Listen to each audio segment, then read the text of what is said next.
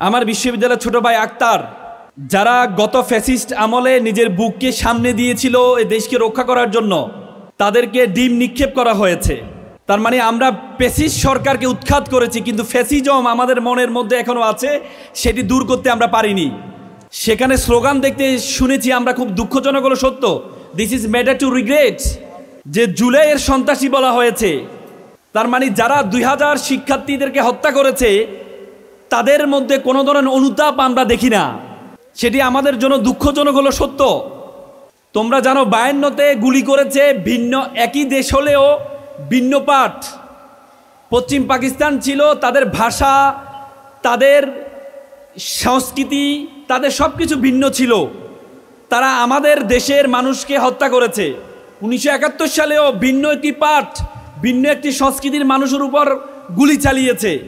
কিন্তু 2024-এ আমরা দেখেছি নিজের দেশের, নিজের সংস্কৃতির, নিজের ভাষায় যারা কথা বলে, সে ছাত্র জনতাকে শুধুমাত্র ক্ষমতা টিকে থাকার জন্য গুলি করেছে। সেটি খুবই দুঃখজনক ছিল। কিন্তু তাদের মধ্যে আমরা কোনো হতাশা দেখি না, তাদের মধ্যে কোনো অনুতাপ দেখি না, তাদের মধ্যে কোনো ধরনের যে ভুল করেছে সেটি দেখি না। যদি থাকতো তাহলে কখনো তারা জুলাইয়ের সন্ত্রাসী বলতো না। তো সুতরাং আমরা মনে করি তোমরা যারা জেনজি আছো, এবং সেখানে একজন ডাক্তার যারা গিয়েছিল সে অক্সফোর্ডের ছাত্রী ছিল, শুধুমাত্র দেশকে পরিবর্তন করার জন্য, পলিটিক্স করার জন্য বাংলাদেশে আসছে, তাকে যে শব্দগুলো শব্দচয়ন করা হয়েছে সেটা আমরা খুব মানে খুবই কষ্ট পেয়েছি। আমাদের যদি আমরা বাংলাদেশের যারা নারীবাদী আছে, আমরা খুব আশা করেছিলাম তারা প্রতিবাদ করবে, যে একটা শিক্ষিত মেয়েকে যেভাবে যে শব্দচয়ন করে তাকে গালি দেওয়া হয়েছে। কিন্তু আমরা দেশের যে নারীবাদীরা আছে, সেই নারীবাদীদের কোনো প্রতিবাদ আমরা দেখি নাই, কোনো প্রতিবাদ আমরা দেখি না। আমাদের নারীবাদীদের অবস্থা হচ্ছে, আমাদের গ্রামে একটা কথা বলে, বলে যে হচ্ছে আমার জামাইটা ভালো আমার মেয়ের কথা শুনে, আমার ছেলে খারাপ তার বউয়ের কথা শুনে। মানে নিজের সাথে আসলে ভালো, আর নিজের সাথে এগেনস্টে যদি যায় তখন এটিকে ভালোভাবে দেখা হয় না, খারাপভাবে দেখা হয়। আমাদের নারীবাদীরা সেটা কোনো প্রতিবাদ দেখি নেই আমরা, সেটা আমরা খুব কষ্ট পেয়েছি।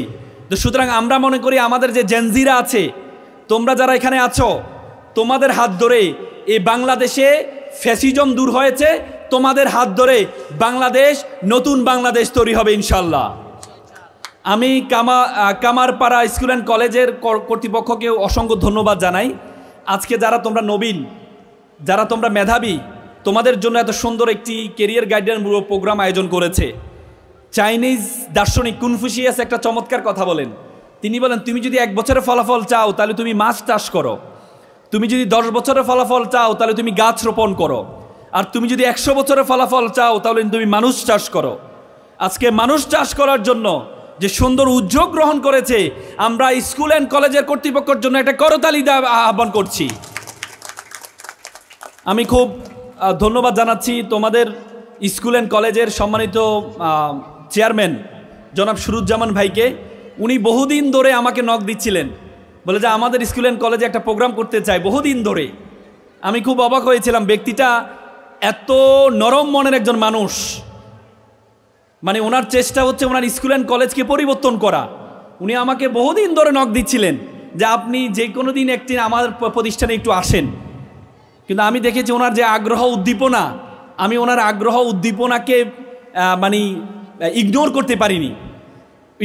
আমি ওনার জন্য যদি বলতে হয়, ছোটবেলা একটা কবিতা বলেছিলাম যে তুমি চেয়েছিলে জানতে কেন এত ভালো লাগে তোমাকে। আমি বহুবার উত্তর খুঁজেছি, ওনাকে কেন ভালো লাগে তার উত্তর আমি এখনো পর্যন্ত খুঁজে পাইনি। তোমরা পেয়েছো কিনা?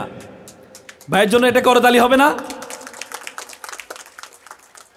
আমি আজকে তোমরা যারা এখানে আছো, নবীন যারা আছো, স্কুল জীবন শেষ করেছো, তোমরা কলেজ জীবনে আসছো, দেখো একটা দার্শনিক বলেছেন যে বড়দের কথা তোমরা কেন শুনবা।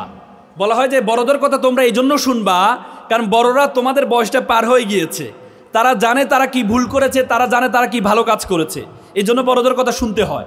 সে বড় ভাই হিসেবে তোমাদেরকে আমি কিছু কথা বলবো। দেখো, you must mind it, this is the beginning, you must mind it, this is the very very beginning of your life. তোমাদের জীবন মাত্র শুরু হয়েছে, তোমরা স্কুল শেষ করেছো, কলেজে আসছো, মনে রাখবা this is a very essential time of your life, very crucial time of your life. এখন তোমরা বলতে পারো যে ভাইয়া খুব গুরুত্বপূর্ণ সময়, এটা খুব গুরুত্বপূর্ণ সময়। এই শব্দটা বহুবার শুনেছি জীবনে। যখন ক্লাস 5-এ পড়ি, 5 বছর শেষ করে যখন পিএসসিতে আসছি, তখন মা বলেছে খুব গুরুত্বপূর্ণ পরীক্ষা তোমার জীবনে। মার কথা বিশ্বাস করে খুব গুরুত্ব সহকারে পরীক্ষাটা দিয়েছিলাম। সেই সময় A+ পেয়েছিলাম। A+ পাওয়ার পর ভাবলাম আর মনে হয় গুরুত্বপূর্ণ সময় নেই। 3 বছর যাওয়ার পর JSC পরীক্ষা যখন আসলো, তখন মা বললো it's a very important time for your life, very important exam for your life. তারপরেও মায়ের কথা বিশ্বাস করলাম, বিশ্বাস করি JSC পরীক্ষা দিয়েছিলাম, সেখানেও A+ পেয়েছিলাম। ভাবলাম এখানে শেষ। 2 বছর যাওয়ার না যাইতে যাইতে মা বলল, বাবা মা তোমার SSC পরীক্ষা is a very important exam for your life. তারপরে হতাশ হয়ে বিশ্বাস করলাম মায়ের কথা, শিক্ষকের কথা, এটা ইম্পর্টেন্ট সময়, মেনে নিলাম। মেনে নিয়ে SSC পরীক্ষা দিলাম, A+ও পেলাম। এখন নবীন ভাবলাম কলেজে আসছি, মুক্ত স্বাধীনতা, চরম স্বাধীনতা, চলবো মুক্ত বিহঙ্গে চলবো। কিন্তু এখনই এসে আপনি বললেন this is a very important time for your life. এখন কি আর বিশ্বাসযোগ্য মনে হয় কথাগুলো? কিন্তু এটাই বাস্তবতা। পিএসসির জন্য তুমি 5 বছর সময় পেয়েছো, JSCর জন্য তুমি 3 বছর সময় পেয়েছো, SSCর জন্য তুমি 2 বছর সময় পেয়েছো, ইন্টারের জন্য তুমি মাত্র 1.5 বছর সময় পাবা। ইন্টার পাস করার পরে বিশ্ববিদ্যালয় ভর্তি পরীক্ষার জন্য তুমি মাত্র 4 মাস সময় পাবা। তার মানে তোমার সময় যত কমবে, তোমার সময়ের গুরুত্ব, তোমার পরীক্ষার গুরুত্ব তত বেশি বাড়বে। তোমরা যারা SSC পরীক্ষায় A+ পেয়েছো, তোমরা যদি ইন্টারের একটা সমীকরণে দেখা গিয়েছে যারা SSC পরীক্ষায় A+ পায়, তাদের 50% ইন্টারে গিয়ে A+ পায় না। এবং যারা SSC পরীক্ষায় A+ পায়নি, তোমাদের মধ্যে অনেকেই, তারা শুধুমাত্র তাদের চেষ্টার কারণে ইন্টারে গিয়ে তারা A+ পাবে। তো সুতরাং এই যে সময়টা তোমাদের জন্য, এই সময়টা তোমাদের জীবনের জন্য সবচেয়ে গুরুত্বপূর্ণ সময়। তোমার ইন্টারের পরে, ইন্টার পাস করার পরে তুমি যখন বিশ্ববিদ্যালয়ে ভর্তি হবা, দেখবা তোমার বিশ্ববিদ্যালয়ে একজন শিক্ষার্থী, তোমার বন্ধু যে তোমার পাশে বসে আছে, তার চেয়ে তোমার পার্থক্য হয়ে যাবে ডাবল থেকে ট্রিপল, প্রচুর পার্থক্য হয়ে যাবে। আমি একটা এক্সাম্পল দিই তোমাদেরকে। একবার একটা শিক্ষক, একটা ব্যাংকের একজন দারোয়ান, সে ম্যানেজারকে বলে, স্যার আপনিও 9টা থেকে 5টা পর্যন্ত সময় দেন, আর আমি সময় দিই সকাল 8টা থেকে সন্ধ্যা 7টা পর্যন্ত। আমার বেতন হচ্ছে মাত্র 5,000 টাকা, কিন্তু আপনাদের একজন কর্মচারীর বেতন যে আমার চেয়ে কম সময় দেয়, তার বেতন 30,000 টাকা কেন? এটা কি একটা বৈষম্য না? বৈষম্যহীন সমাজে এই বৈষম্য তো ঠিক না স্যার। তখন তিনি তাকে বোঝানোর জন্য বলল যে এক কাজ করো, তুমি উত্তরা থেকে যাত্রাবাড়ি যাবা, এখানে আমাদের একটা ফার্ম আছে, গরুর ফার্ম আছে, সে গরুর ফার্মে তুমি দেখে আসবা কয়টা গরু আছে। তাকে বললো এটা, পরবর্তীতে যিনি অফিসারকে বললো তুমিও গিয়ে দেখে আসো কয়টা গরু আছে। তো পরবর্তীতে যে কেয়ারটেকার দারোয়ান, উনি দেখে আসছেন যে গরু হচ্ছে 25টা আছে। উনি খুব দ্রুত গেলেন, দৌড়াই গেলেন, ওই যে অফিসারের আগে চলে আসলেন, এসে বললেন, স্যার গরু কয়টা? গরু তো 25টা আছে। আচ্ছা ঠিক আছে, গরু 25টা। আচ্ছা গরু 25টার মধ্যে সাদা কয়টা, লাল কয়টা? সে স্যার এটা তো জানি না। স্যার ঠিক আছে, তাহলে আমি একটু জেনে আসি। আবার সে গেল, যাত্রাবাড়ি গেল, গিয়ে আবার জেনে এসে বলে, স্যার সাদা হচ্ছে 10টা আর 15টা হচ্ছে লাল। বললো যে সেখানে অসুস্থ কয়টা, সুস্থ কয়টা? বলে স্যার সেটা তো দেখি নেই। তখন বলে স্যার ঠিক আছে, আমি আবার একটু যাই। আবার সে গেল, গিয়ে দেখলো যে অসুস্থ হচ্ছে 15টা আর সুস্থ হচ্ছে 10টা। এসে বলে, স্যার অসুস্থ হলো 10টা, সুস্থ হচ্ছে 15টা। এ করতে করতে তার সারাদিন শেষ। আর অফিসারকে ডাকলো, তখন তার দিন শেষ হওয়ার অফিসারকে ডাকলো, এই আসো। বলে তুমি কয়টা গিয়েছে? বলে স্যার আমি 9টা গিয়েছিলাম, 10টা আবার ফেরত আসছি। বলছে গরু কয়টা? বল গরুতে হচ্ছে 25টা। সাদা কয়টা? সাদা 15টা। লাল কয়টা? 10টা। সুস্থ কয়টা? এতটা সুস্থ, এতটা অসুস্থ। তখন দারোয়ানকে বলল, দেখো তোমাকে আমি পাঠিয়েছিলাম, তুমি সারাদিন সময় ব্যয় করলা এবং আমার ভাড়া নষ্ট করলা। আর অফিসারকে পাঠিয়েছিলাম, তিনি মাত্র 1 ঘন্টায় যে তথ্য নিয়ে আসলেন, তুমি সারাদিনে সে তথ্যটা তুমি নিয়ে আসতে পারলে না। এজন্য আমি ওনাকে এত বেতন দিই আর তোমাকে তার 1/3 বেতন দিই। তার মানে শিক্ষার যে গুরুত্ব, নলেজের যে গুরুত্ব, তোমার আজকে যে বন্ধুরা তোমার সাথে বসে আছে, আগামী 5 বছর পর তোমার আর তার যে পার্থক্য তৈরি হবে, সে পার্থক্যটার আকাশ পাতাল পার্থক্য তৈরি হবে। সেটা শুধুমাত্র শিক্ষার কারণে।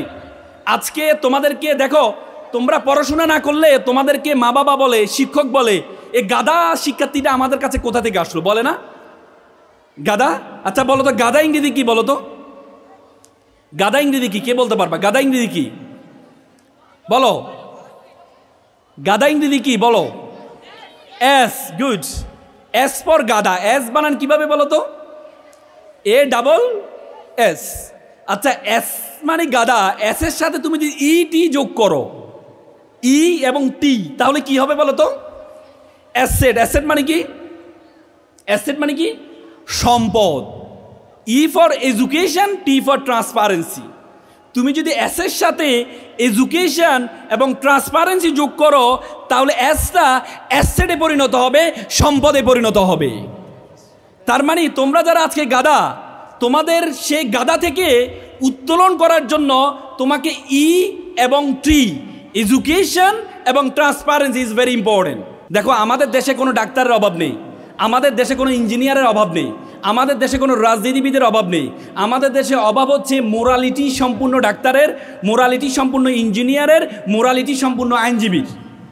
তোমরা দেখো 2016 সালে একটা পত্রিকায় একটা রিপোর্ট আসে, জয়পুরহাটের ব্যান গাড়ির চালকের ছেলে আকাশ, ব্যান গাড়ির চালকের ছেলে আকাশ বুয়েটে চান্স পেয়েছে।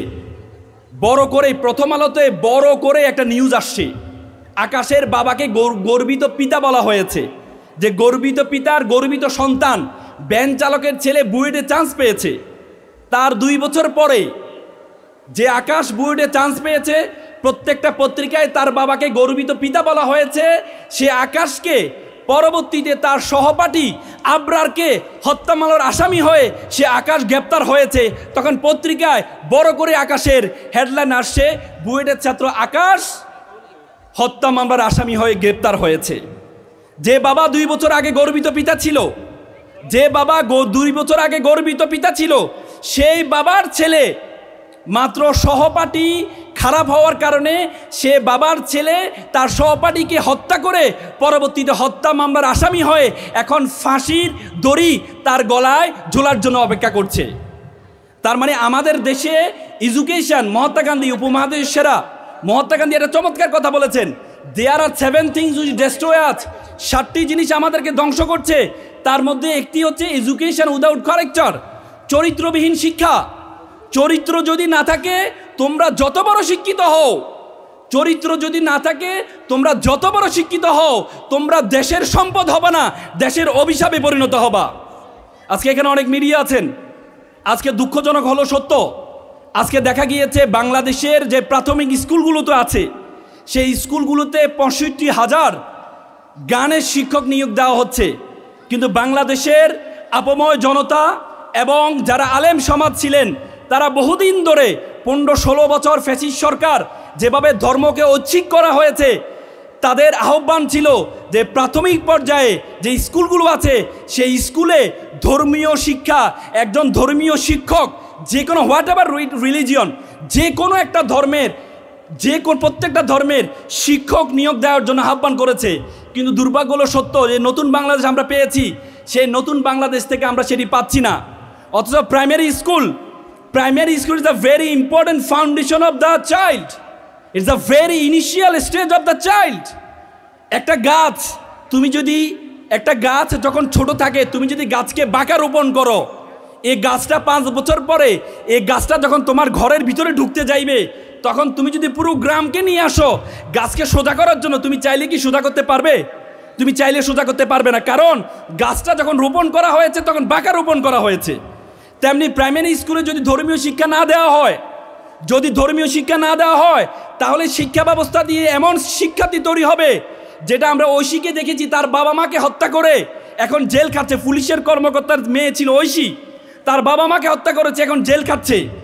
কিছুদিন আগে একটা মেয়ে স্কুল থেকে ইংলিশ মিডিয়াম থেকে পড়া, তার আমাদের কোর্টে আমরা দেখেছি বাবা মায়ের বিরুদ্ধে মামলা করতে আসছেন। সেটি একটি মাত্র কারণ, সেটি হচ্ছে ধর্মীয় শিক্ষা না দেওয়ার কারণে হয়েছে। স্টিমলি হিল ইংল্যান্ডের শিক্ষা কমিশনের চেয়ারম্যান ছিলেন। স্টিমলি হিল ইংল্যান্ডের শিক্ষা ব্যবস্থার 40 বছর কোনো ধর্ম ছিল না। একদিন স্টিমলি হিল চিৎকার করে বলছিলেন, if you teach your children 3 years, তুমি যদি তোমার সন্তানকে 3টি ইয়ার শিক্ষা দাও, রিডিং, রাইটিং, ম্যাথমেটিক্স, তুমি যদি তোমার সন্তানকে চতুর্থ আর্থিক শিক্ষা দিতে ভুলে যাও, দ্যাট ইজ দ্য রিলিজিয়ন, তাহলে তুমি তোমার সন্তান থেকে পঞ্চম আর্থিক পাবা রেসকিলিটি, বর্বরতা, বর্বরতা, বর্বরতা। তো সুতরাং ধর্ম ইজ এ ভেরি ইম্পর্টেন্ট। আজকে সেই ইংল্যান্ডের একটি রাজ্য আয়ারল্যান্ড, যুক্তরাজ্যের একটি রাষ্ট্র, যুক্তরাজ্য 4টি রাষ্ট্র নিয়ে গঠিত হয়, তার মধ্যে একটি হচ্ছে আয়ারল্যান্ড। সে আয়ারল্যান্ডের প্রাথমিক পর্যায়ে যে স্কুলগুলো আছে 90% স্কুল পরিচালিত হয় সেখানে যে ক্যাথলিক চার্চ আছে তাদের মাধ্যমে পরিচালিত হয়। এবং তারা যখন শিক্ষক নিয়োগ দেয় তখন শিক্ষকের জন্য certificate of religious study CRS একটা সার্টিফিকেট অর্জন করে স্কুলে টিচার হওয়ার জন্য যোগ্য হইতে হয়। সে আয়ারল্যান্ড যদি প্রাথমিক পর্যায়ে ধর্মীয় শিক্ষাকে এমফাসাইজ করতে পারে, পৃথিবীর সবচেয়ে সুখী রাষ্ট্র হচ্ছে ফিনল্যান্ড। পৃথিবীর সবচেয়ে সুখী রাষ্ট্র বলা হয় ফিনল্যান্ডকে। সে ফিনল্যান্ডে বাধ্যতামূলক করেছে যদি কোনো একটা ক্লাসে ন্যূনতম 3 জন কোনো ধর্মের শিক্ষার্থী থাকে তাহলে তার জন্য শিক্ষক নিয়োগ দেওয়া বাধ্যতামূলক করেছে। তো সুতরাং আমরা সবসময় আধুনিকতার দিকে তাকাই, চাইলে এই আধুনিকতা থেকে আমরা পিছনে আসবো কেন? এজন্য এই অন্তর্ভুক্তি সরকার আমরা উদাত্ত আহ্বান জানাবো। আমি নিজেও এ ছাত্রদের পক্ষে আইনি সহযোগিতা গিয়ে ডিবি হারুন আমাকে গ্রেপ্তার করেছিল, তখন আমি একটা আইনজীবী হওয়া সত্ত্বেও এই নতুন বাংলাদেশের জন্য আমাদের স্যাক্রিফাইসের অভাব নেই। আজকে এখানে সভাপতি আছেন, ওনারা যে রক্ত দিয়েছেন, ওনাদের দল সহ প্রত্যেকটি ফেসিবাদ ইজমের বিরুদ্ধে তোমরা জেনজিরা সহ যেভাবে রক্ত দিয়েছে নতুন বাংলাদেশে, আমরা এই অন্তর্বর্তী সরকারের কাছে আহ্বান জানাবো যাতে প্রাথমিক পর্যায়ে যে 65,000 সঙ্গীত শিক্ষক দিচ্ছেন, 65,000 রিলিজিয়াস শিক্ষক, ধর্মীয় শিক্ষক নিয়োগ যেন দেয়া হয়, সে আহ্বান আমরা জানাচ্ছি। আজকে তোমরা যারা এখানে শিক্ষার্থী আছো, তোমরা যারা আজকে শিক্ষার্থী আছো, তোমরা যদি মনে করো আজকে পৃথিবীটা একটা বিশ্ব গ্রামে পরিণত হয়েছে, পৃথিবীটা একটা বিশ্ব গ্লোবাল ভিলেজ, বিশ্ব গ্রামে পরিণত হয়েছে, you have to compete not only in Uttara city, you have to compete all over the country, you have to compete all over the world, you have to truly think you are global citizen. তোমাকে চিন্তা করতে হবে তুমি একটা বিশ্ব নাগরিক। তোমাকে বিশ্ব নাগরিকে তুমি যদি মনে করো এই উত্তরার এই জায়গায় তুমি কম্পিটিশন করবা, তাহলে তুমি ভুল করবা। তোমাকে বিশ্ব নাগরিক হয়ে পুরো বিশ্বে কম্পিটিশন করার জন্য তোমাদেরকে প্রস্তুতি নিতে হবে। সেটার আগে প্রথমে তুমি তোমার সম্বন্ধে জানতে হবে। উপমহাদেশের সেরা কবি ফরিদুদ্দিন বলেছেন, উনসু মাতলু বেজা হাত দরগাহা হার তুরিগো বাজে গো খুদনেশা। পৃথিবী যাকে খুঁজে বেড়াচ্ছে তুমি সেই ব্যক্তি, তুমি তোমাকে খুঁজে বের করো। তুমি যদি তোমাকে খুঁজে না বের করতে পারো তাহলে আজীবন তুমি মনে করবা তোমাকে আল্লাহ তাআলা অনর্থক সৃষ্টি করেছেন, তোমাকে অনর্থক সৃষ্টি করেছেন। আল্লাহ তাআলা এই জগতে যাদেরকে সৃষ্টি করেছেন কাউকে অনর্থক সৃষ্টি করেননি। আল্লাহ তাআলা কাউকে অনর্থক সৃষ্টি করেননি। আল্লাহ তাআলা কোরআন বলেছেন, ওয়ামা খালাকনাস সামা ওয়াল আরদা, আমি আসমান এবং জমিনে যা কিছু সৃষ্টি করেছি, ওয়ামা বাইনাহুমা বাতিলান, কোনো কিছু আমি অনর্থক সৃষ্টি করিনি। তোমাদের কাউকে অনর্থক সৃষ্টি করেনি। এখানে অনেক অভিভাবক আছেন, আপনি মনে করেন আপনার সন্তান প্রত্যেকটা জিনিসে ফার্স্ট হইতে হবে, খেলায় ফার্স্ট হইতে হবে, পড়াশোনা ফার্স্ট হইতে হবে, সব কিছুতে ফার্স্ট হইতে হবে। আপনার সন্তান সব কিছুতে ফার্স্ট হবে না, আপনার সন্তান সব কিছু ফার্স্ট হবে না। আপনার সন্তানের মধ্যে একটা প্রতিভা আছে, সে প্রতিভাটা বের করার দায়িত্ব হচ্ছে আপনার। একবার বনের রাজা সিংহ একটা প্রতিযোগিতা আয়োজন করেছে, বাচ্চাদেরকে নিয়ে, শিশুদেরকে নিয়ে একটা প্রতিযোগিতা আয়োজন করেছে।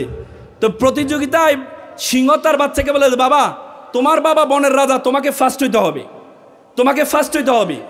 তখন প্রথম প্রতিযোগিতা হচ্ছে সাঁতার প্রতিযোগিতা। দেখা গেল সাঁতার প্রতিযোগিতায় সিংহর ছেলেকে পিছনে পেলে, বাঘের ছেলেকে পিছনে পেলে, হাতির ছেলেকে পিছনে পেলে কুমিরের ছেলে ফার্স্ট হয়েছে, সিংহর ছেলে সবচেয়ে লাস্ট হয়েছে। সিংহ তো মেজাজ খারাপ যে তোমাকে আমি বানালাম কিসের জন্য, তো তুমি ফার্স্ট হবা, তোমার বাবা বনের রাজা আর তুমি সবার লাস্ট হলে। পরবর্তীতে আরেকটা প্রতিযোগিতা আয়োজন করছে, উড়ার প্রতিযোগিতা। বলেছে বাবা এবার যদি তুমি ফার্স্ট না হও তাহলে আমি তোমাকে ত্যায্য করে দিব, তোমার মতো সন্তান আমার আর লাগবে না। পরবর্তীতে দেখা গেল উড়ার প্রতিযোগিতা, বাঘের ছেলেকে পিছনে পেলে, সিংহর ছেলেকে পিছনে পেলে বানরের ছেলে ফার্স্ট হয়েছে। সিংহ তো মেজাজ খারাপ, সিংহ পরে তাকে ত্যায্য করে দেয়, তোমার মতো সন্তান আমার আর দরকার নেই। তো সুতরাং আপনি যদি মনে করেন আপনার সন্তান প্রত্যেকটা দিনে ফার্স্ট হবে, আপনার সন্তান প্রত্যেকটা দিনে ফার্স্ট হবে না। আপনার সন্তানের যে সুপ্ত প্রতিভা আছে, আল্লাহ তাআলা প্রত্যেকটা মানুষকে একটা স্ট্রেংথ দিয়েছে, আবার প্রত্যেকটা মানুষকে একটা উইকনেস দিয়েছে। তোমরা যারা এখানে শিক্ষার্থী আছো, তোমাদের স্বপ্ন হইতে হবে অনেক বড়, তোমরা স্বপ্ন দেখবে অনেক বড়। তুমি যদি স্বপ্ন ছোট দেখো, মনে রাখবা মানুষ তার স্বপ্নের আয়তন যত বড়, মানুষ তত বড়। একবার একটা দেখা গেল, তোমরা দেখেছো তোমাদের মধ্যে একটা পিছু টান আছে। তোমরা যারা শিক্ষার্থী আছো, তোমরা মনে করো তোমরা কামারপাড়া একটা স্কুলে পড়ো, তোমার দ্বারা কি বাংলাদেশকে নেতৃত্ব দেওয়া সম্ভব? একটা চিন্তা ভাবনা এই সমাজ তোমার মাথার মধ্যে চিন্তা ভাবনা ঢুকিয়ে দিয়েছে। আমি একটা এক্সাম্পল দিই। একবার একটা ইগলের ডিম একটা লোক চুরি করে নিয়ে যায়। চুরি করে নিয়ে ইগলের ডিমটা কি করলো, সে ইগলের ডিমটা নিয়ে রেখেছে হচ্ছে একটা এর মধ্যে রেখেছে, মুরগির খোয়ারের মধ্যে রেখেছে। তো মুরগির খোয়ারের মধ্যে রাখার পরে ইগলের ডিমটা, এখন ইগল মুরগি তাকে তা দিয়ে পরবর্তীতে মুরগি হয়েছে। এখন চিন্তা করো, মুরগি তা দিয়েছে, এজন্য কি হয়েছে, মুরগি হয়েছে। মুরগি হওয়ার পর সে যখন মুরগি হওয়ার পর হাঁটে, সে ইগল সে হাঁটে মুরগির সাথে, তখন সবাই বলে যে তুমি সে দেখে যে তার উপরে দিয়ে ইগল পাখি যাচ্ছে, সে বলে ইস আমি যদি এভাবে দৌড়াই দিয়ে পারতাম। তার খুব স্বপ্ন সে যদি এভাবে দৌড়াই দিয়ে পারতো। পরবর্তীতে মুরগির বাচ্চারা বলে দেখো দৌড়ানি আমাদের কাজ না, আমাদের কাজ হাঁটা। সে হাঁটে, সে শুধু হাঁটতে থাকে। এক পর্যায়ে সে হাঁটতে হাঁটতে একবার একটা ইগলের কাছে চলে যায়। তখন ইগলের বাচ্চারা বলে যে বাবা, বলো যে এই তুমি উড়ছো না কেন? বলছে না উড়া তো আমার কাজ না। বলছে উড়া তোমার কাজ, উড়ো তুমি। তখন সে ইন্সপিরেশন পেয়ে সে আস্তে আস্তে উড়া শুরু করে দেয়। তার মানে এতদিন মুরগি যারা ছিল তারা বলেছে তোমার কাজ উড়া না, সেজন্য উঠতে পারেনি। যখনই তাকে ইন্সপিরেশন দিয়েছে, সে ইন্সপিরেশন পেয়ে সে উড়া শুরু করেছে। তো সুতরাং তোমাদের মধ্যে একটা পিছু টান আছে। তোমরা দেখো বায়ুশাস্ত্রবিদ বলেন ভ্রমর, আমরা যে ভ্রমর দেখি, ভ্রমর যে ডানা, এ ডানা ওয়েট যতটুকু, তার বডির যে ওয়েট, সে ওয়েটের আলোকে সে উড়ার কথা না, কিন্তু সেই দিব্যি উড়ে বেড়ায়। কারণ সে জানে না তার এই যে ডানা থেকে তার শরীরের ওজনটা অনেক বেশি। এজন্য তোমরা কখনো তোমার পিছু ডানের দিকে তাকাবা না, তোমরা সবসময় সামনের দিকে তাকাবা। একবার একটা মাছওয়ালা, একটা ব্যক্তি দেখলেন তিনি মাছ ধরছেন, তিনি বড় বড় মাছগুলো ধরে ছেড়ে দিচ্ছেন, আর ছোট ছোট মাছগুলো কি করছেন, তার পাতিলে রাখছেন। তখন বলা হলো যে আচ্ছা আপনি যে বড় মাছগুলো,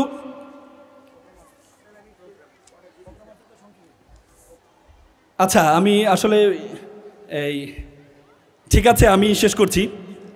আমি শিক্ষার্থী তোমরা যারা আছো, আসলে ওনারা রাজনীতিবিদ, ওনাদের ব্যস্ততা আছে, অনেকগুলো প্রোগ্রাম আছে, এই জন্য ওনারা সময় পাচ্ছেন না। আমি এই ছিল তোমাদেরকে নিয়ে কথা বলবো, কিন্তু সময় স্বল্পতার কারণে তোমাদেরকে আমি এক দুটি কথা বলে আমি কথা শেষ করব।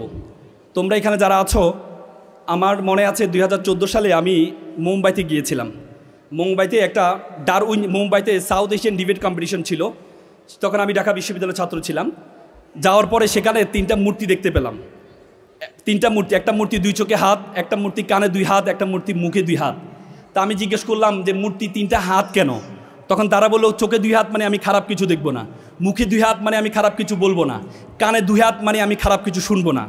সেখানে দেখলে একটা বানর ধরার প্রক্রিয়া দেখাচ্ছে, একটা খাঁচার মধ্যে কিছু বাদাম রাখা হয়েছে। বানর আবার বাদাম খুব পছন্দ করে। সেই বানর যখন বাদামটা নিতে যায় তখন তার হাতটা বড় হয়ে যায়, সে চাইলে এখান থেকে বের করতে পারে না, সে হাতটা বের করতে পারে না, সেই হাতটা আটকে যায়। তখন পরবর্তী সে চাইলে এখান থেকে মুক্ত হতে পারে কিভাবে? সে বাদামটা ছেড়ে দিলে, কিন্তু সে বাদামের লালসা ছাড়ে না, পরবর্তীতে সে ধরা খেয়ে যায়। আমাদের লাইফে এরকম অনেক বাদাম আছে। আড্ডা is a one kinds of বাদাম, Facebook is a one kinds of বাদাম।